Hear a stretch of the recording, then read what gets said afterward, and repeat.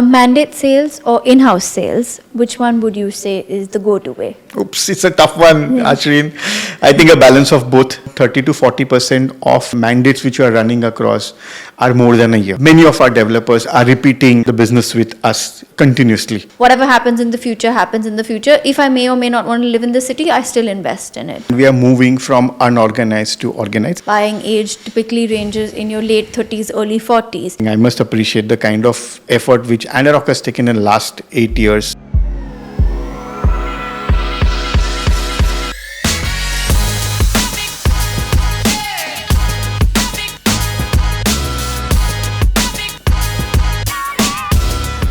Hello and a very warm welcome. I'm Aashreen Puri and you're watching Brick by Brick, Anarock's brand new podcast series.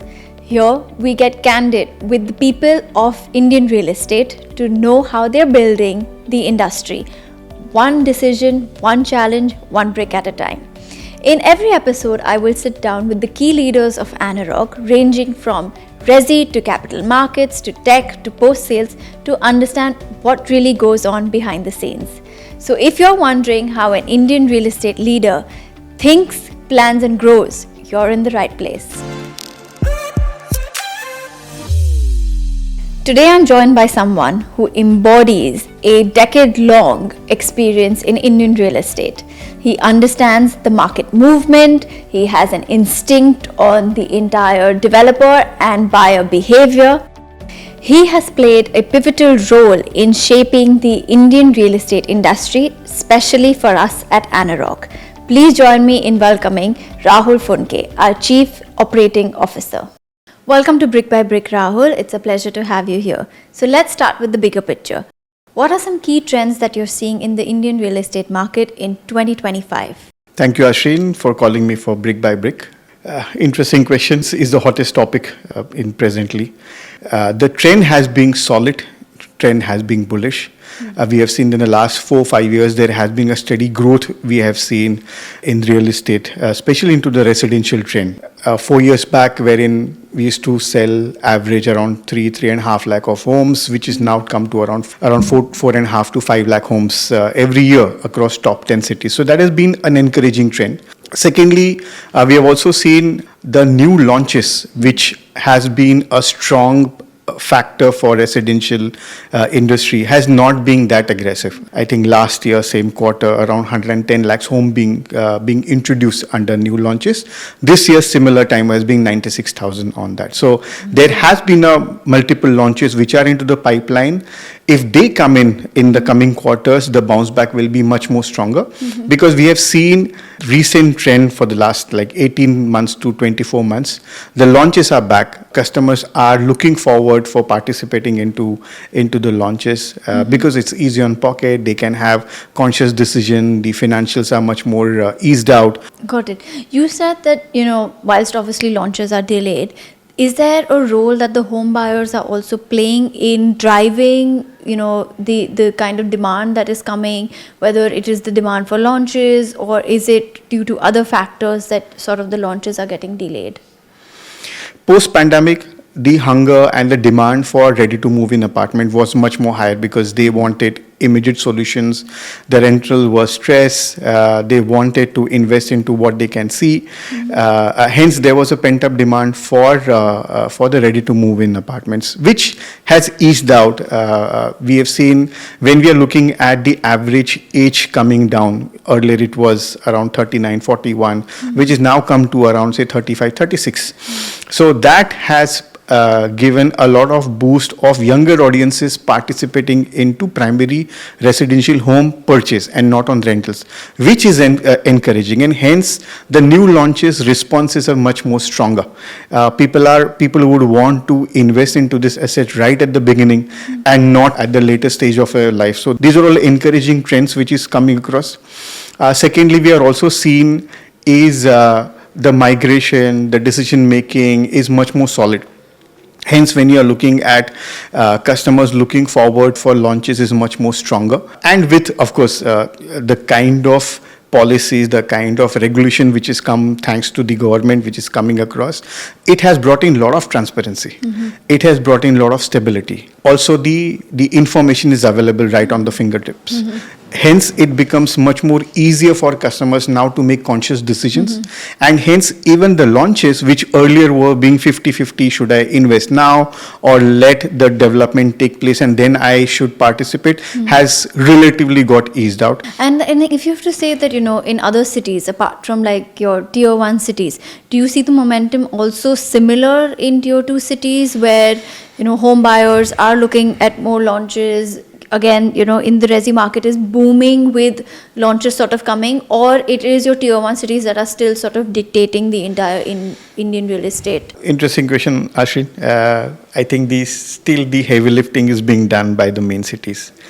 Even in main cities, I would name MMR, NCR, Hyderabad, Bangalore, Pune, contributes to 80% of the primary residential homes. Having said that, over a period of time, what has happened is that the tier 2 towns, which is Indores of the world, then Bhubaneswar, Kochi, Jaipur, Nagpur, have also built the overall progressive velocities which has come over a period of time.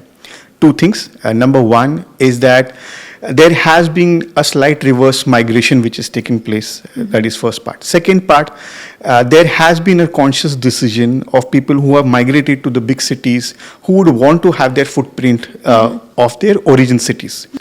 Third, what has also happened, Aashreen, is a lot of Cat A developers, apart from main cities, are also opportunistically looking at entering into these tier 2 cities. Yeah. Two things happens because of this. Number one is that it brings a lot of stability. It uplifts the way of operating, whether it is developing products, the approach towards sales, giving correct solutions to the end users from local buyers also gets uplifted on that. So overall sentiments suddenly become positive, which gives the benefit to the customers, especially onto the tier 2 cities. Yeah.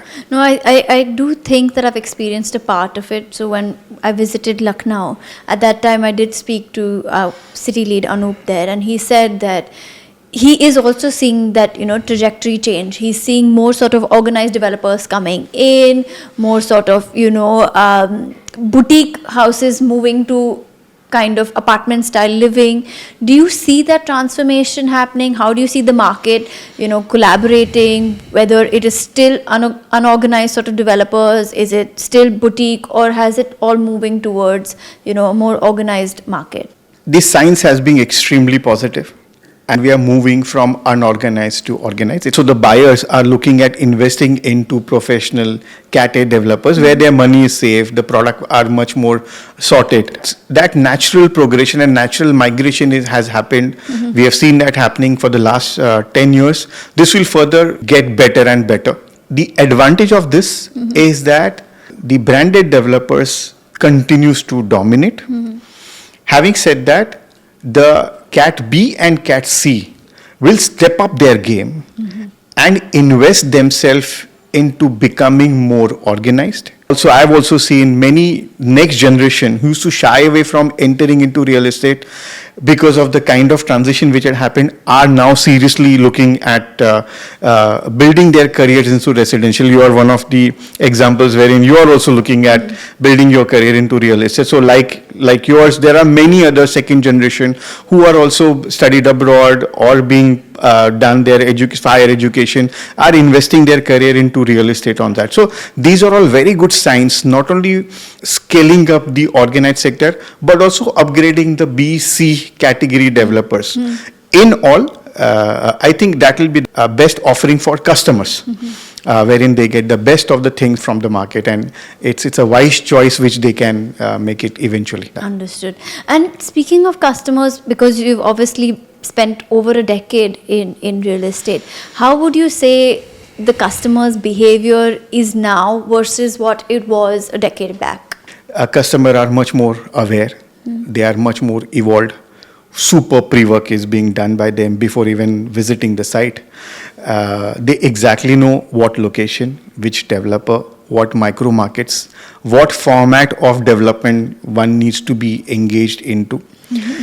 digital and technology is playing a far more evolved homework for them to get information.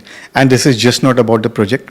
Yeah. It is all about the market, the micro market, the feedbacks, the past trends, the stability of the financials of the developer, the credibility of the management team, the promoters, and so on and so forth. Because all the information is available handy now, I think there is a larger say of customers before coming onto the table. Secondly, what is also happening is that the demand for community developments, the demand of integrated townships, the demand for mixed development is becoming higher and higher and more preferred by these customers because of the gated community, the safety and security, the entry exit being guarded. We still have purchases happen by families. When it comes to the financials, they are much more aware in terms of the home loan setups, how much they can stretch, how much they can curtail. So these are the things, a couple of things which I've seen in my entire career, which is encouraging, which is absolutely encouraging. Like you said, now buying age typically ranges in your late 30s, early 40s. Would you say that they still tend to look at their first home as probably an apartment style living, or do they tend to look at their first home in more sort of a villa, a plotted project, saying that, that could possibly be their retiring home? Or do they still say that, this is a city I'm working in, let me keep my first home here. Whatever happens in the future happens in the future. If I may or may not want to live in the city, I still invest in it. I think apartment is still a preferred choice by far with scale in terms of units, which we have on that. The moment you talk about villas, row houses, any other format which is coming across, it still is an evolving category, portfolio, so to say, on that. Even for developers, it would be evolving. Even for developers, you're absolutely right. Primary homes, end use, it's a need of home buyer. Which is why if you see the 2 BHKs, 3 BHKs, preference for larger apartments has been evolved over a period of time. As far as the plots or the villas and row house, etc. is concerned, those purchases are not need. Those purchases are wants. It is more of, I have surplus amount, or probably I want to have my weekend home, or the concepts of work from home, remote handling of businesses, etc., encouraging them to actively invest into that. But that category is still evolving. Okay. The good part is that category 4-5 years back was predominantly dominated by all the unorganized sector, which now you see lot of Cat A developers are investing into this. But MMR is a new category. Weekend home is a new category which is scaling up big time. Yeah. So that is also promising. And then we see a lot of developers are now entering into this category actively. But whilst the primary focus still stays apartment. Absolutely. So, since Rahul, you run so many cities within Anarock, pretty much all the major cities that play an important and influential role within the Indian real estate market, how do you say that a developer would be able to handle that sort of pressure? Is it more that they look out to give mandates to, players like us, or is it more sort of in-house? What would you say is sort of where the developers are leading to? Firstly, I respect all the developers who are there in India. It's a tough one. If I were to divide their work share or a brain share into 3 parts. One is the entire licensing, BD part, acquisitions, and etc. Second part is the construction, design, planning, execution. And third part is the overall marketing, sales, collection, CRM, and so on and so forth, what's being there. Our largest bandwidth and mind width goes into the first 2 part.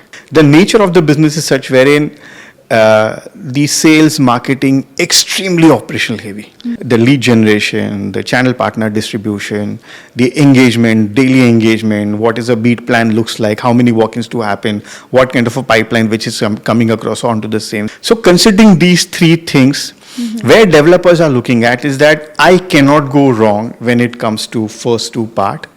But if there is somebody, professional, like-minded, who knows the vision of mine, etc., can take up that piece Yeah. fully or partially. Why not? Yeah.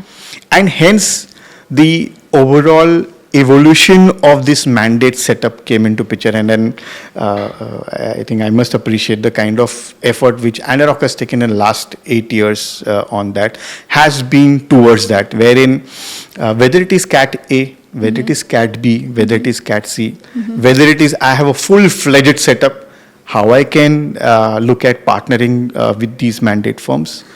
If I do not have a setup, still I can deliver these results, etc. Or if I don't want to invest into that infra of sales, marketing, collection, etc., still is there anybody who can pick up that piece in an equal manner on that? Yeah. So that's where the relevancy and the entire migration is being moving towards. I mean, if I were to give you some facts and figures, is that as we speak, we are 180, 200 mandates which is being happening across 19 cities which is being operating upon. Yeah. We sell around 18 to 25,000 homes in a year, and cutting across all the categories, all the life cycles, all the product life cycles onto the same. So where we are seeing is that developers are looking at utilizing their bandwidth in a correct manner and having a professional, tech, solid, transparent, ethical player on board, so that the efficiencies, input versus output, and ROI can be maintained at the end of the day. Understood, Rahul. Just last two questions that I have before we move into the fun segment of today's chat. One is keeping in mind that, there are obviously mandate partners such as us at Anarock, and then obviously there is your developer. What is the developer doing to enhance itself, improve themselves in order to keep up with the expectation of the home buyer? What can we also at Anarock do to keep up with that expectation, not only of just the home buyer, but also with the developer? What is being happening is that developers are making conscious effort to market themselves, to market their companies, and market their project in a correct manner. Hence, it is absolutely important that to align their thought, their vision, their expansion, and then create a plan to be relevant into the market on that. How the developer is relevant, their pedigree is being positioned correctly, the corporate credentials as being marketed correctly. And these are all facts and figures which needs to be told to the audience before they make that conscious call, etc. Followed by the product which is coming into the market on that. In the process, what at Anarock, what we have done, the entire ecosystem has been built, where it is working on the entire creative agency, digital agency, the entire event agency, the content strategist being there, the tech setup which we had and led by Sunil Mishra to drive it, the entire artificial intelligence setup, the professional call centers, the well-trained sales staff which we have, the strategy and marketing team, the collection team, correct? So that, and the home loan team. So that entire piece has been stitched together. Yeah. Basis developers requirement and the project which comes across, how we can alter, how we can customize to give the best result. Yeah. That's what Anarock brings onto the table.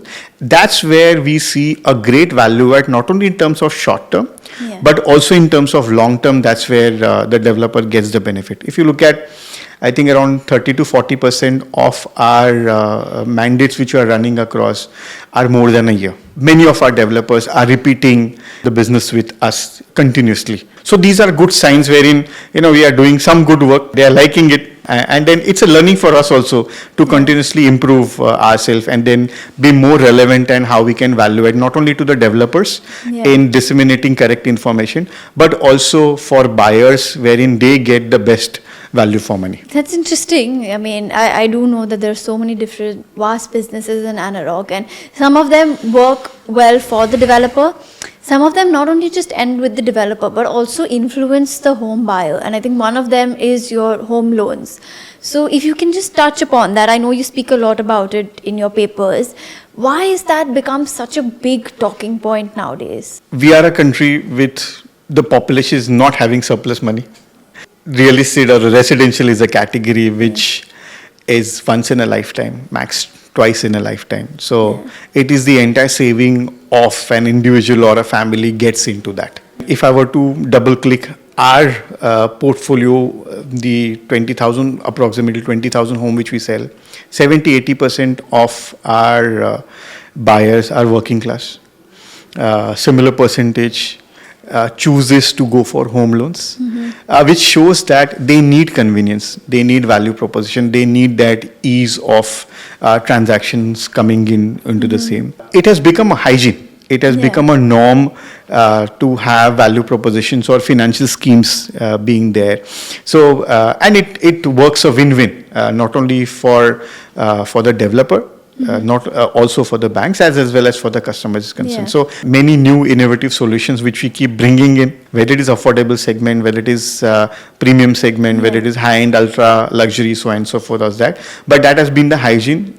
Important that such value propositions, such bank types becomes crucial to ease out and make that decision easier for the customers. Okay, great. Thank you, Rahul. That was truly insightful, and lot of understanding on the home buyer, lot of understanding on the developer behavior, and obviously great understanding on how the market is moving. So for our final segment, we move into the rapid fire. I have about 10 questions to ask you. Oops, okay. So whichever word comes first in your mind, whichever phase comes first in your mind. Apartment, villa or plot, what would you invest in today? It's personal or? Personal. Oh, I would love to have a villa. Where? The obvious answer will be Goa, but no. Yeah. Any secluded location I should be good with. One city you believe will dominate the housing market in the next 3 years? MMR by far the best. 40-45% of the business comes from this. You have India and you have MMR, probably like a Mumbai, which is like stands out both in terms of the value and the velocity as a different level altogether. So I will bet my money on this market. On MMR. Okay. Mandate sales or in-house sales, which one would you say is the go-to way? Oops, it's a tough one, Aashreen. I think a balance of both. But if you want to grow, if you want to have transparency, if you want to bring in the best of the practices and ethical purchase on that, one should try mandate sales on that. I'm not selling it, but these are the reasons why we get chosen for. Okay. Mumbai, Pune or Bangalore, which is the toughest city to sell in? Mumbai is relatively tough to sell because of the pricing, because of the demands and the expectations are so high. Okay. You're one of the people who I know who have a 9 a.m. to 9 p.m. sort of work life. So I don't know how relevant this would be for you, but what is your go-to stress buster when you've had a long day, especially with a lot of site visits? I think cooking is one of my de-stress. Over the weekend, I try to tell my wife, tell my mom that step out, take it easy, let me enter. That's one of the stress buster. Listening to music sometimes, a couple of them. And I think doing nothing, chit-chatting with family is the biggest stress buster on that. So in 2025, if somebody used to join real estate, what would you say is one quality that professionals should have? Two things which set them apart. One is the right attitude, and second is ability to hard work. Because it's still human-driven category. So how much hungry you are, set your pace of growth and the scale at which you would want to grow further. Okay, with that we end today's segment. Thank you, Rahul, for taking the time to speak to us. It was genuinely, truly insightful. Thank you for being on Brick by Brick. Thank you, Aashreen, for inviting me for Brick by Brick. I hope I managed to give all the correct or relevant answers with my capability. So thank you once again. Thank you.